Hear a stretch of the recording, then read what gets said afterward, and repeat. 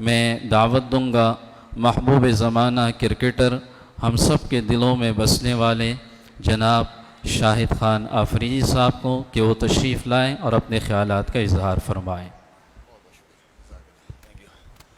بسم اللہ الرحمن الرحیم۔ السلام علیکم جی۔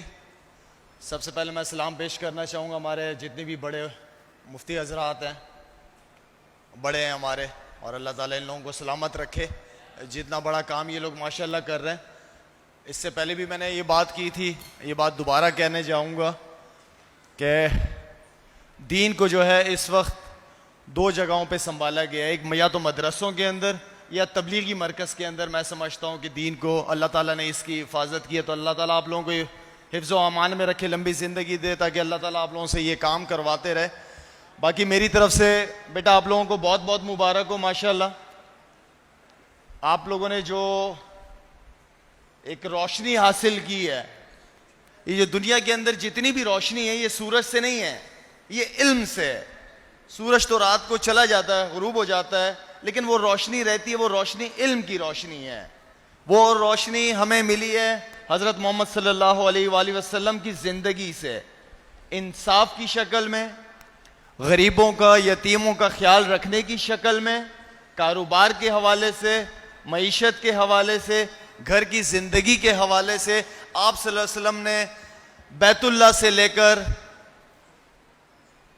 واش روم تک، باتھ روم تک ہمیں ایک ایک چیز میں زندگی گزارنے کا طریقہ سکھایا ہے۔ تو مجھے بڑی خوشی ہوئی کہ آج میں اس ایسی محفل کا حصہ بناؤں کہ جس محفل میں اللہ رسول کا ذکر ہوتا ہے۔ میں معذرت بھی چاہتا ہوں، تھوڑی دیر لیٹ ہو گیا، کہیں سے 2-3 پروگرام تھے وہاں سے ہو کے آیا ہوں، لیکن یہ پروگرام میں نے مس نہیں کرنا تھا۔ اندر سے شیطان مجھے کہہ رہا تھا یار کہاں اتنی چھوٹے سے محلے میں چھوٹی سی مسجد میں جا رہے ہو، گاڑی بھی پارک نہیں ہوگی۔ شیطان میرے دل و دماغ میں ڈال رہا تھا، لیکن میرے ذہن دل و دماغ میں جو ایک چیز چل رہی تھی کہ تھوڑی سی تکلیف کر لوں گا لیکن اتنی خوبصورت محفل چھوڑ کے نہیں جا سکتا میں۔ تو الحمدللہ اللہ کا شکر ہے کہ اللہ نے مجھے اس محفل کا حصہ بنایا۔ اور بیٹا آپ لوگوں کے اوپر بہت بڑی ذمہ داری بنتی ہے، اس کو سیکھ بھی لیا آپ نے، اس کو ترجمے کے ساتھ بھی پڑھنا ہے۔ اصل علم آپ کا اس وقت پورا ہوگا جب اس چیز کو جو آپ نے عربی میں پڑھا اس کو ترجمے کے ساتھ پڑھیں۔ اور علم جمع کرنا ایک الگ چیز ہے، لیکن اس پہ عمل کرنا دوسری چیز ہے۔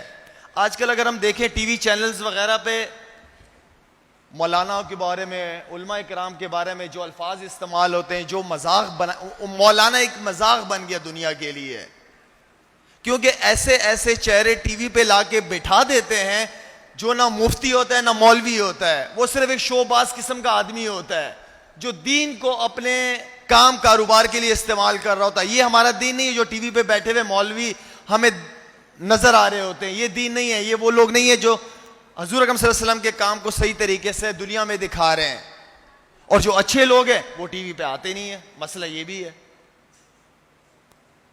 تو دین کو، علم کو حاصل کرنا اور دوسروں تک پہنچانا یہ ہماری ذمہ داری ہے بیٹا۔ یہ آپ لوگوں نے جو کام کیا ہے، یہ اگر مجھے دوسری زندگی ملے نا تو میری خواہش ہو کہ جو آپ لوگوں نے کام کیا ہے اللہ مجھ سے بھی یہ کام کرا لے۔ اتنا بڑا ماشاءاللہ آپ لوگوں نے کام کیا بیٹا۔ آپ اس چیز کو کنٹینیو رکھنا تاکہ آپ کو اس چیز کا بہت فائدہ ہو، اور بڑا سوچو۔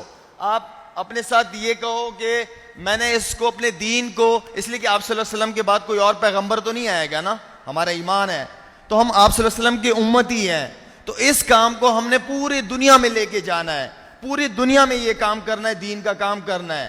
اور قرآن کے اندر میرے خیال میں یہ کہا گیا ہے، اللہ کمی بیشی معاف فرمائے، کہ اس شخص سے بہتر بات اور کس کی ہو سکتی ہے جو لوگوں کو دین کی طرف، اللہ کی طرف بلائے۔